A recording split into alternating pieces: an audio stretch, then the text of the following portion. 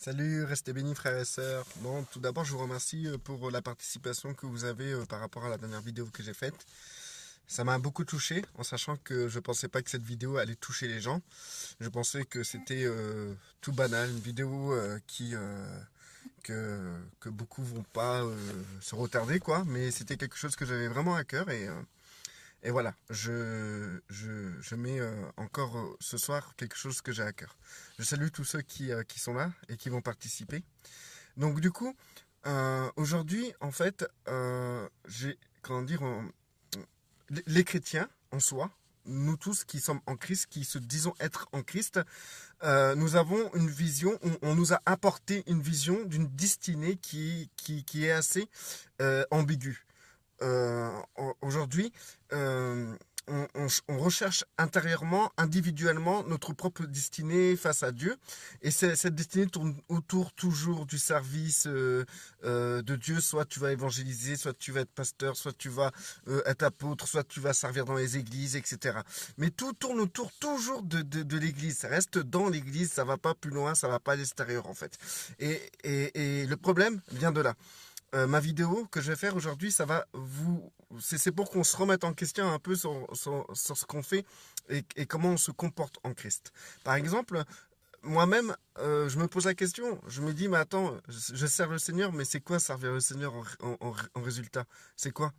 Souvent, on se dit, ouais, servir le Seigneur, faire la volonté de Dieu, c'est d'être dans la piété, ou c'est de se comporter de telle manière ou de telle manière. Mais ça, c'est pas faire la volonté de Dieu. Ça, c'est notre nature en Christ.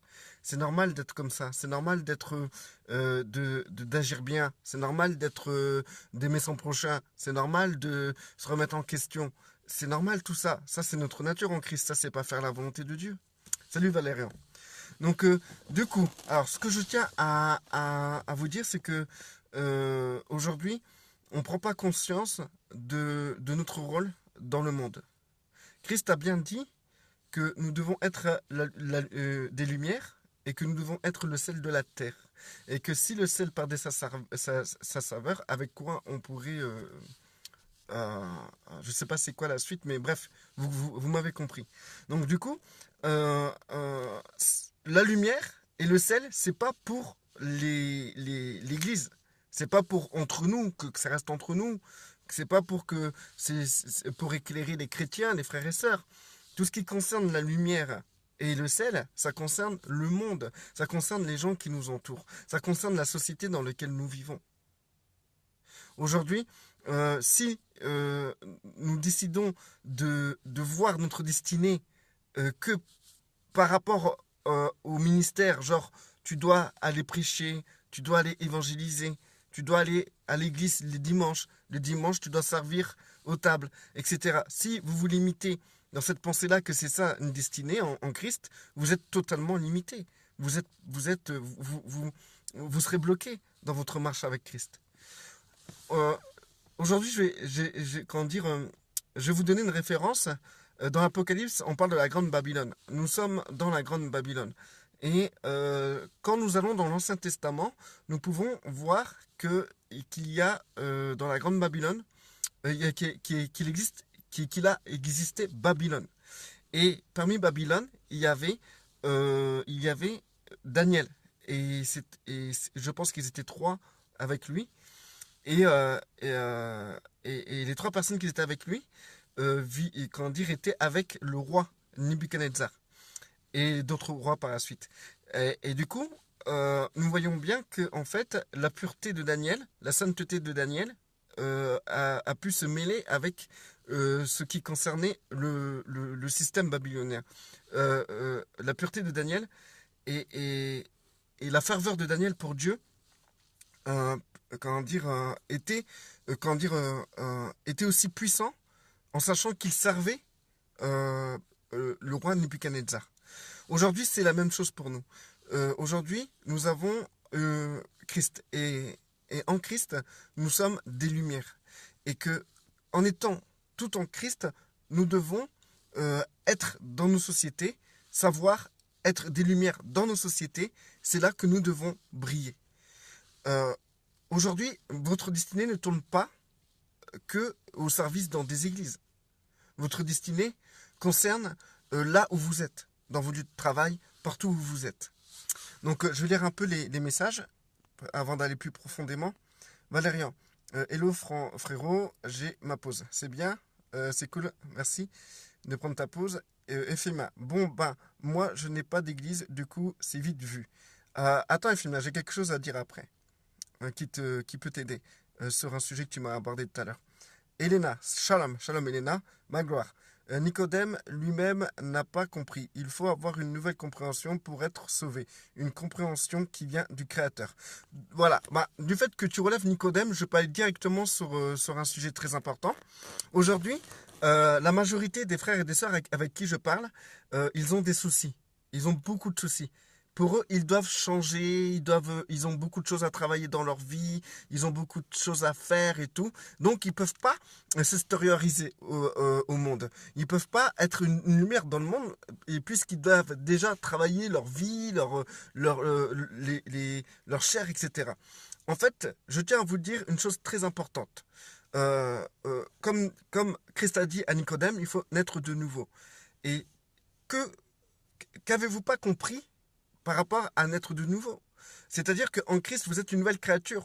Et du coup, quand vous venez à Christ, vous n'avez plus de problème. Parce que votre vie, c'est plus la vie que vous avez avant, mais la vie qui est Christ. C'est Christ qui est votre vie. Donc du coup, est-ce que Christ a des problèmes? Non. Donc vous vous accaparez de la vie qui appartient à Christ. Dès que vous êtes en Christ, votre vie du passé n'est plus votre vie. Ça ne vous appartient plus. Tous les problèmes que vous avez, c'est de la futilité. C'est rien du tout. Aujourd'hui, si vous comprenez vraiment l'importance de vous savoir en Christ, c'est comprendre que vous n'avez plus d'autre vie que celle du Christ. Tous les problèmes, tous les frères et sœurs qui sont restés dans leur mentalité, genre du style, oui, j'ai des problèmes, etc. C'est des gens qui sont encore restés charnels et qui ont encore une pensée charnelle des choses puisqu'ils se retardent sur leur ancienne nature. En Christ, vous n'avez plus de problèmes. Et même si en Christ, des choses vous tombent dessus, ce n'est même plus vos problèmes. Vous devez avoir cette foi-là, cette foi profonde, que le fait que vous êtes en Christ, c'est plus votre problème. C'est plus, c'est tout ce qui vous concerne, ne vous appartient plus. Tous les problèmes que vous aviez avant d'être en Christ, ça appartient à votre ancienne vie, ça appartient à votre ancien moi, quoi, en fait. C'est plus votre problème. En Christ, le seul problème que vous avez, c'est celui du Christ, tout simplement. Et le problème du Christ, c'est quoi? C'est qu'il veut que son corps, que son peuple soit des lumières dans le monde. Aujourd'hui, nous n'avons plus de valeurs profondes. Aujourd'hui, nous n'avons que de valeurs ce que nous considérons dans l'Église ou pour l'Église. Aujourd'hui, on croit que pour faire la volonté de Dieu, il faut dire Jésus, Jésus, Jésus partout. Même dans le lieu de travail. C'est pas ça, faire la volonté de Dieu. De toute manière, ça sert à rien de tout le temps dire Jésus, Jésus, Jésus. Les gens, ça sert à rien.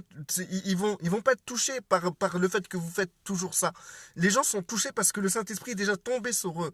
Et si le Saint-Esprit les a convaincus de justice, de péché, de jugement, c'est là que le mot de Jésus, le nom de Jésus aura de la valeur face à ces gens. Donc du coup, quoi qu'il arrive, il faut comprendre que y a des choses à remettre en place dans notre manière de réfléchir notre Dieu, de réfléchir notre position en Christ. Quelqu'un qui dit ouais, j'ai encore ça a changé dans ma vie, nanana, je tiens à vous dire que là, vous êtes charnel. Dès que vous pensez à vouloir changer quelque chose dans votre façon de faire, dans votre vie, par rapport à des problèmes que vous avez, etc., c'est être charnel. Parce que si vous comprenez vraiment la valeur profonde de ce qui est être mort en Christ et ressuscité en Christ, vous comprendrez à partir de ce moment-là que la seule chose qui doit vous préoccuper, c'est la volonté du Père. Et la volonté du Père, Christ nous l'a bien démontré, c'est d'être des lumières dans ce monde. Aujourd'hui, il se passe des tas de choses dans le monde. Les chrétiens ne bougent pas. Pourquoi? Parce que les chrétiens croient tout simplement que c'est la fin des temps et que c'est les prophéties. Donc comme c'est les prophéties, ça sert à rien de bouger. Qu'en réalité, le Seigneur attend qu'on agisse dans la société. Le Seigneur attend qu'on agisse, qu'on soit offusqué, qu'on soit choqué de ce qui se passe dans la société et qu'on le montre au monde, qu'on est choqué, on doit être terrorisé par ce qui se passe. On doit être bluffé. On doit être outré de ce qui se passe. Et nous devons le manifester. Vous savez, moi, comment dire, ces derniers temps, j'ai fait des publications, je ne sais pas si vous les avez vues. Je dis clairement que au nom du Christ, je condamne toutes ces choses-là. Au nom du Christ, avec l'autorité que j'ai en Christ, je condamne telle ou telle chose. Et bien, c'est ça qu'il faut faire. Et nous devons condamner les œuvres du monde, les œuvres des ténèbres. Les œuvres des ténèbres, c'est pas simplement qu'il y a un faux pasteur ou un pasteur, c'est un loup qui détourne une assemblée. Les œuvres des ténèbres, c'est un peu ce que les gens du monde dénoncent. Et que nous ne dénonçons pas. Nous nous détachons complètement de ce qui se passe dans le monde, dans la société, parce que nous laissons ça, ça appartient au diable, ça appartient au monde, de toute façon ça sera détruit, Dieu jugera. Et la prophétie fait que maintenant on peut rien faire. C'est faux, c'est entièrement faux. Nous devons être acteurs. Si la lumière que tu es, tu la caches dans ton église, tu sers à rien. Tu n'es pas une lumière. Tu es un chrétien, tu es un frère, mais tu n'es pas une lumière et tu n'as pas de saveur dans le monde. Nous défendons plus rien. Nous défendons aucune valeur qui vienne de Dieu dans ce monde. Écoutez-moi bien. Regardez. La terre, la planète Terre, ça appartient à Dieu, ça appartient à notre Seigneur. Et Satan la maltraite et nous on est là en disant c'est la vie, c'est les prophéties. Mais non, nous devons dénoncer les œuvres des ténèbres et les condamner, car nous avons le pouvoir de lier ce qui est sur terre, et ce qui est lié sur terre sera lié dans le ciel, et vice-versa. Nous devons manifester notre opinion en tant qu'enfants de Dieu sur cette planète, car nous devons défendre les biens de notre Père.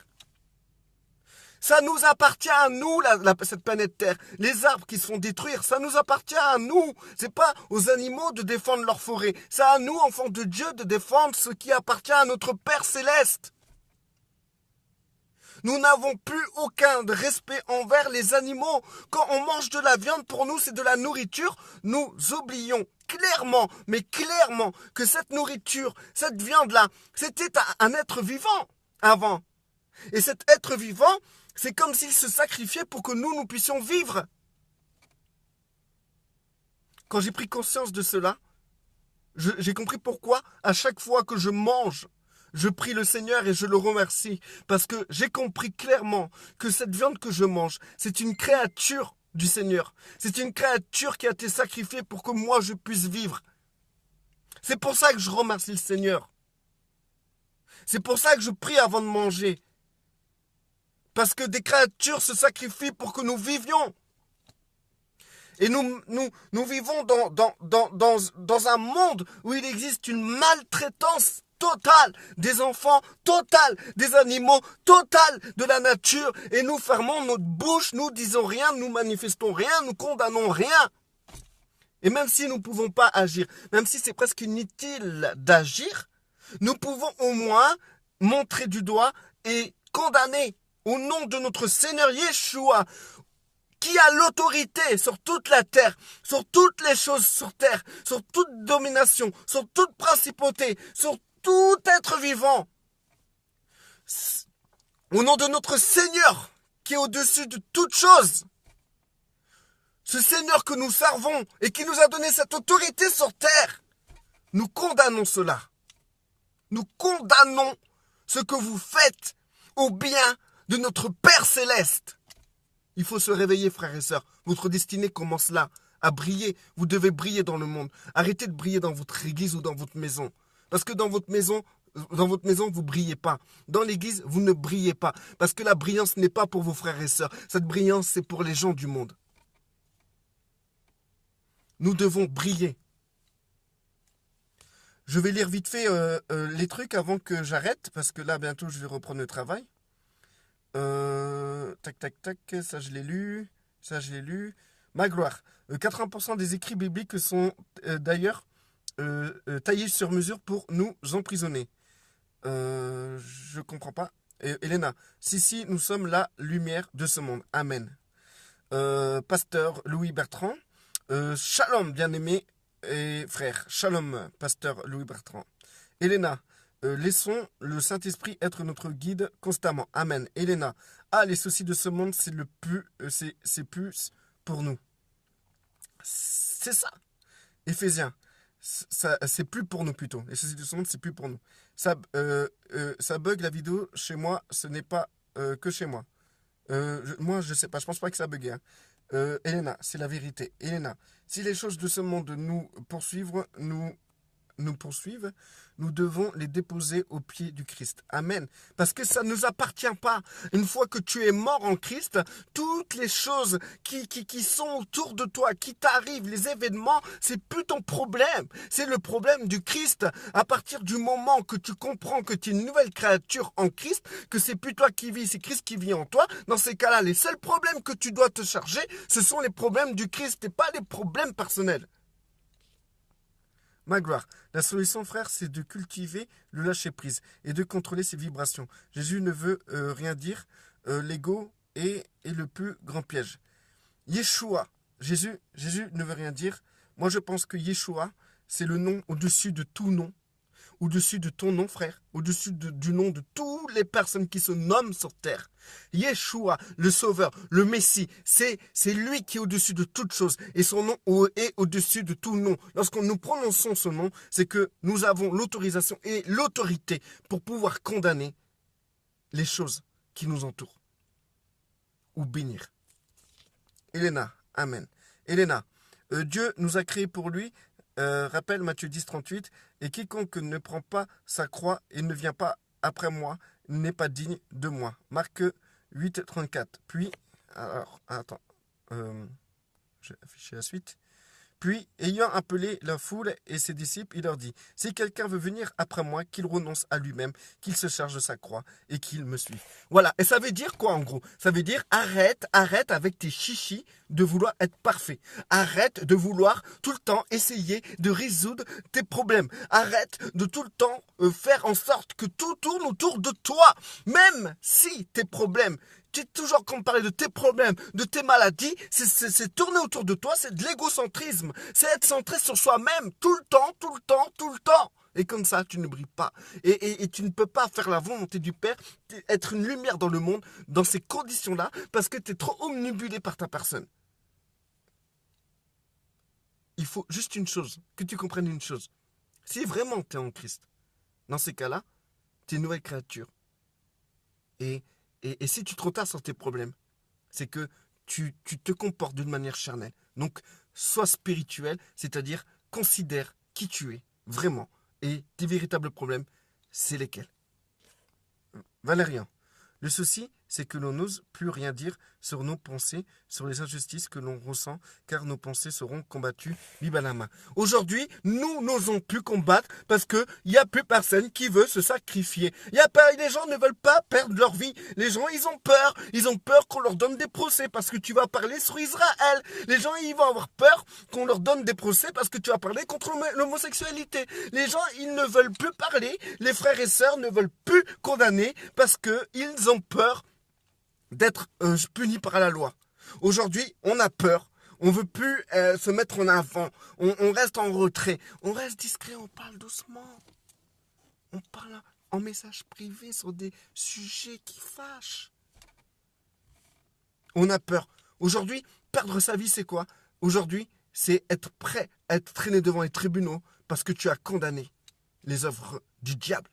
Pas seulement les œuvres du diable, qui sont les pasteurs, les faux prophètes, mais les œuvres du diable qui sont dans le monde et qui se passent sur la création de notre Père, qui se passent sur les biens créés de notre Père, qui nous appartiennent à nous. Ça appartient pas à Satan. La planète Terre n'appartient pas à Satan. Donc tous ces gens-là qui s'amusent à polluer, à détruire notre planète, nous les condamnons car ils touchent à ce qui appartient à notre Père Céleste. C'est les biens de notre Père. Et ça, frères et sœurs, il ne faut pas avoir peur de le dire. Il ne faut pas avoir peur d'en parler. Alors, Elena, tout à fait d'accord avec toi. Et Ephémia, mais beaucoup dénoncent tout ça. Et beaucoup de chrétiens aussi. Amen. Tous ceux qui font comme ça, c'est des gens qui ont compris. Et nous les bénissons. Et qu'ils continuent leur œuvre au nom de notre Seigneur Yeshua. Qu'ils soient bénis, qu'ils soient fortifiés. Et que nous puissions les rejoindre dans leur rang. Magloire. Frère, depuis tout petit, on est programmé via les programmes scolaires et autres. Eh ben, nous sommes en Christ maintenant. Et nous devons être programmés selon Christ. Valérian, justice pour tout être humain. Amen. Magloire, la matrice gère les églises, le foot, la star et autres. C'est ça. Et nous devons gérer les œuvres de notre Père céleste. Être des lumières dans ce monde. Elena, c'est impossible lorsque nous sommes remplis du Saint-Esprit d'être insensibles à tout cela. C'est tout à fait clair. Arrêtons d'adorer Magloire, arrêtons d'adorer des égrégores narcissiques. Le Père jamais mettre un arbre au milieu du jardin pour nous texte. Arrêtons de prier Satan. J'ai pas trop compris et tout, mais je laisse le message. En tout cas, frères et sœurs, ce que je tiens à vous dire, il y a un verset qui dit comme ça que la nature elle-même soupire après l'intervention des enfants de Dieu. Un verset, c'est un verset comme ça. Je sais plus c'est quoi le soupir après la manifestation des enfants de Dieu, quoi, en fait. La nature soupire en ce moment. La nature compte sur nous. La nature compte sur tous les enfants de Dieu.